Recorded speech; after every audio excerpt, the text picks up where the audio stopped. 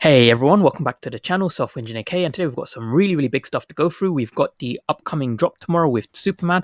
So I just wanted to go through the mint numbers and my thoughts and why I believe personally the Superman isn't really going to resell for very much on the secondary market. And this is obviously in the short-term time frame, as you guys know. In the long term, a year from now, whatever you're getting now, I'm pretty sure it will be more valuable, just as the number of users on board increases. But in the short term, I don't believe it will actually hold too much value, and I'll explain why. And I also wanted to just touch on the upcoming announcement that David Yu has just released on his Instagram with regards to LVMH. So they are the parent company of Louis Vuitton. I just wanted to go through what they're looking for in terms of NFTs and blockchain and how they can collaborate with VeVe, because David Yu has responded to some people on there. He said, to watch this space, see what the updates related to LVMH are. But I do have a bit of speculation after having done a bit more research. And I did also just want to share with you guys today's just price update as well. So without further ado, we'll go straight to David Yu's Instagram now. The Superman drop has been revealed, and I just wanted to share my thoughts on this with you guys first. But here we go.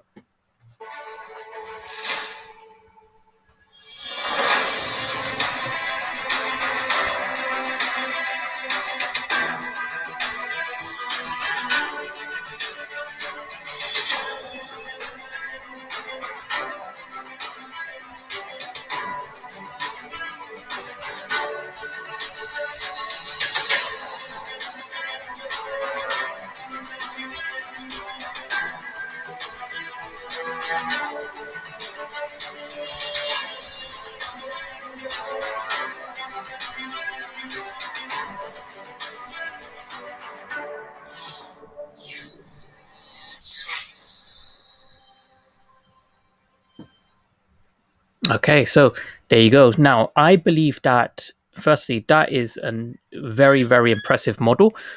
It does have, quite a lot of detail, and I can see kind of why they would choose to only release one drop this week. I imagine the amount of effort that went into that one Superman was the equivalent of, how much effort they had to put into make 4 Cryptkins, for example. So, it's fair enough that they're only going with just one drop on that series for this week, and it is an uncommon, so I'll touch a little bit more on those details in a second. But I had a look at the physical version, and shout out to VV Agent who shared this with me because he's trying to purchase the physical version, which is quite cool. I've noticed a lot of people buying physical versions once they have the NFT versions as well. And, we can see here that it's going for about $63. So it's the Kenneth Rocafort one. And I normally try and compare the physical versions with the NFT versions, see if there are any differences. I personally did not see any kind of noticeable differences. So it seems like they've kept this quite accurate to the physical version. As we've seen, there have been, some slight artist variations with Fat Tony, for example, and same with Catwoman, where the handle was turned 90 degrees. So we've also got the Superman on this kind of plinth, which I think would be quite cool to get in the future as an accessory. But the collectible itself is very very well done. And if we have a look at the Medium article here, we can see, start to compare. So I personally don't see any noticeable differences between the physical and the digital. So it is 8,888 editions, uncommon, and part of Series 1, first appearance. Now, I believe that if people are trying to resell this on the secondary market, they're trying to scalp it from the drop, I believe it's not going to be reselling for above retail. And the reason for that is, I believe right now we don't have, the hardcore Superman fans or brand specific fans. What we have right now are predominantly crypto people looking to scalp and make a quick profit regardless of the brand. And we have a lot of collectors who believe in VeVe, and they're kind of collecting mainly for the sake of collecting towards the master collector program. And I would fall into that second category. For some of these brands I am a fan of, some of them I'm not, but I'm still collecting them anyway, just purely for the sake of having complete sets to contribute towards the master collector program. And I believe those are the two main groups on VeVe right now. So, and what I've noticed is usually when a drop happens, if that drop has less than 6,000 mints, then on the secondary market, it will resell for above retail. But for a collectible that has more than 6,000 mints, regardless of if it's whatever, then it tends to resell for less than the retail value.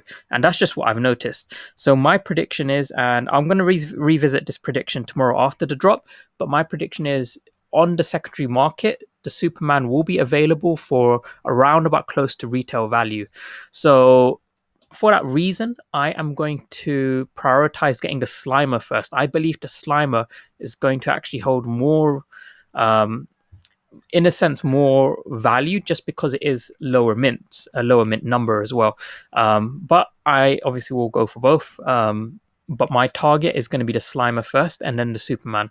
So I know a lot of people are excited by the Superman, but I'm just trying to be honest with you guys. I believe from past data, even though this is Superman, it is going to be reselling for around about retail value on the secondary market. But we'll see tomorrow.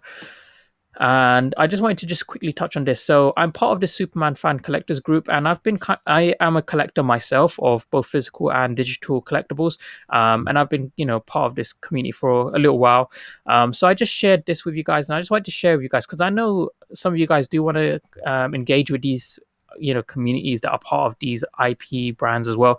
And this is just how I've engaged with them. So I just said, here's the first appearance of Superman as an officially licensed DC collectible. The reveal was just dropped. Editions will be very limited and usually sell out within a few seconds. So everything I've stated there is just a fact. I haven't actually said go buy this as soon as it drops. It's gonna go to a 10x whatever. I've just literally stated facts like what it is. It's a digital collectible for anyone who is interested about learning about it. They can do that, but I haven't actually told him to go buy anything. And as a result, I did also share an update with the artist behind it, but I haven't had any negative experiences with people when I engage with them in these communities. All of them, they like the posts. It's all been very positive for me because I know some people have had negative experiences, and there will be individuals out there who just hate on whatever. They just hate because they want to hate. But I have personally have not had negative experiences just because I've engage with these communities beforehand, and I've tried to approach it from a just a knowledge sharing point of view, not so much a hey buy this because it's going to moon point of view. So we did also get a second update. Now this one's very, very exciting. So I just want to share this with you guys.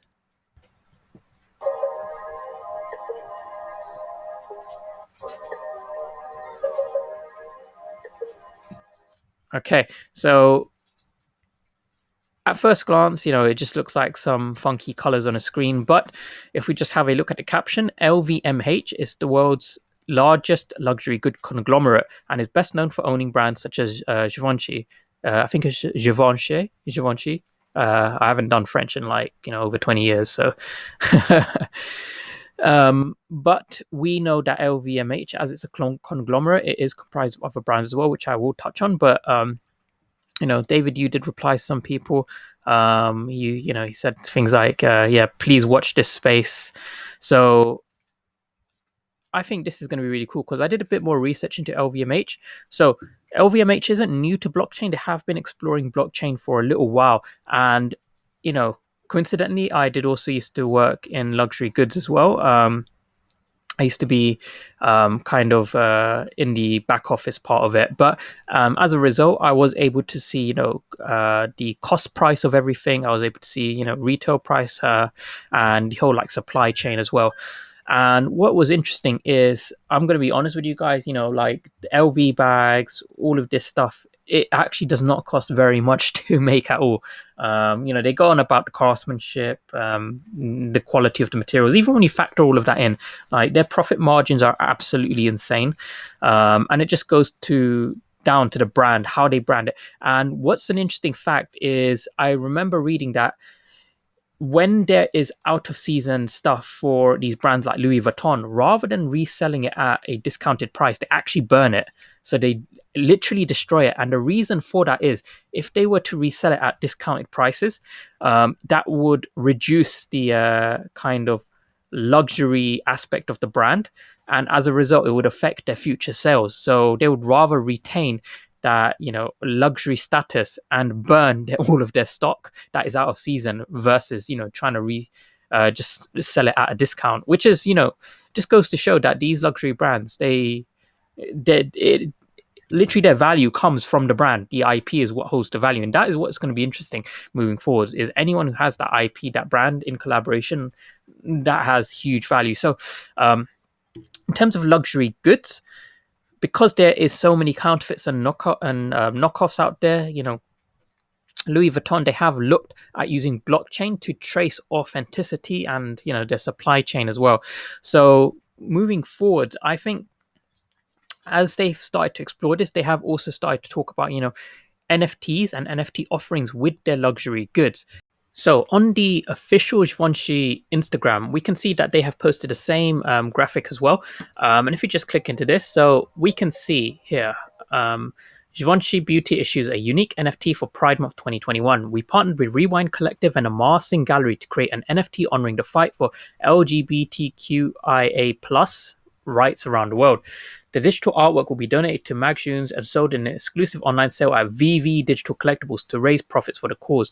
Now, Givenchy is a huge brand as part of LVMH, and they have a very unique following. Now, the fact that it's a luxury brand that already has an established following that is tweeting about, posting on Instagram about this, I think that is super impressive, super cool, and I'm pretty excited to see this because it's a new niche for VeVe. We haven't seen luxury brands on VeVe yet.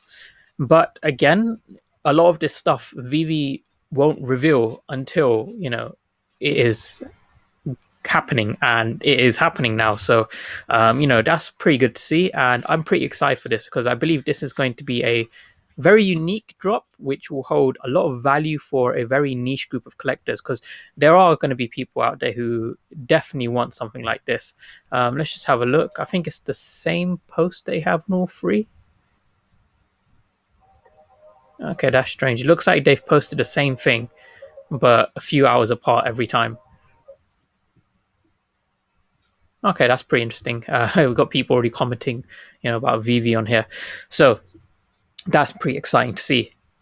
And that just goes on to this next article. So NFTs for fashion are inevitable. And one of the consultants from LVMH, if we just scroll down, so they have said that Gucci, for example, they have not yet delved into NFTs, but what they're looking at is to provide NFT pairings with their physical goods. And what's interesting is we know that physical good pairings with NFTs are possible. They are coming. We've had that already explained with Ron English. So if we just have a look here, NFTs reinforce the exclusivity of luxury items. So Rogers, who now works for cryptocurrency firm Ledger but remains a consultant to LVMH, the same company that David Yu has just tweeted about, said NFTs have clear applications in luxury. While makers of high-end goods justify their high price tags by pointing to their pricing materials and craftsmanship, that is only part of their value. And that's exactly what I just said. It is part of their value, but most of their value comes from the brand and IP. So luxury is the business of building identity. That's literally, it is literally what it is. Like, that's exactly what I've just been saying as well. So you don't buy a luxury handbag because of its incredible utility. You buy it because the brand has built up culture, and the culture is something you want to be a part of. And that goes to all of these luxury brands, LV, Gucci, Tiffany, Supreme. I know that David Yu is a huge fan of Supreme. They sold literally a brick. They were selling a brick for ridiculous amounts on their website.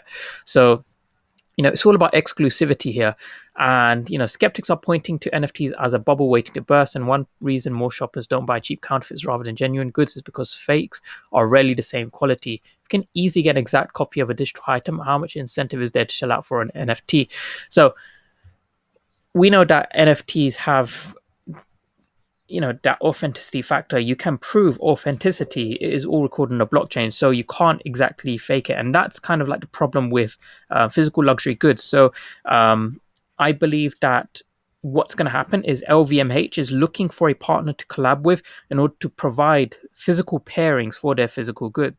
Digital pairings for their physical goods. And I believe VeVe falls into that category. So I think that's going to be pretty cool. Really, really exciting stuff to see. And I believe moving forwards, we will see more of these kind of collaborations where companies want to offer digital pairings with their physical goods. Now, on that point, what I just want to touch on is the daily price of Omi. So we know that Omi, it has not been doing very well. It was kind of following very, barely along this positive uptrend. It has actually come down a little bit. So we just extend our trend line a bit. Okay, so we have come down a little bit. I believe we'll probably come back down to the support region here and then probably just continue around this range to trade sideways. Again, like I said, don't expect any huge movements. If anything, expect it to, go down slightly, if not just stay around where it is, just because we are still waiting for all of those announcements, exchanges, buybacks, etc. So until that is 100% confirmed to happen, I believe we'll just stay around this range, but that is perfectly fine. Like I said, I am accumulating. You guys, if you have not seen already, have a look at Wannabe Champs video. Both of us got into Omi around the same time. We learned about Omi through our own trading group. So if you are interested in that, I do always leave that link in the description below if anyone is interested in joining. But yeah, I believe for now we are going to stay around this range. So that's pretty much everything I wanted to go through with you guys today. Thanks so much for watching. Please do like and subscribe to support the content. I really appreciate every single person who leaves any comments, and we will have a Discord AMA today. So tune in for that. And for those who leave negative comments, expecting me to answer as if I'm working on behalf of Ecomi, please do join the AMA and ask those questions directly to the team. And thanks so much for watching. I'll see you guys in the next video. See ya.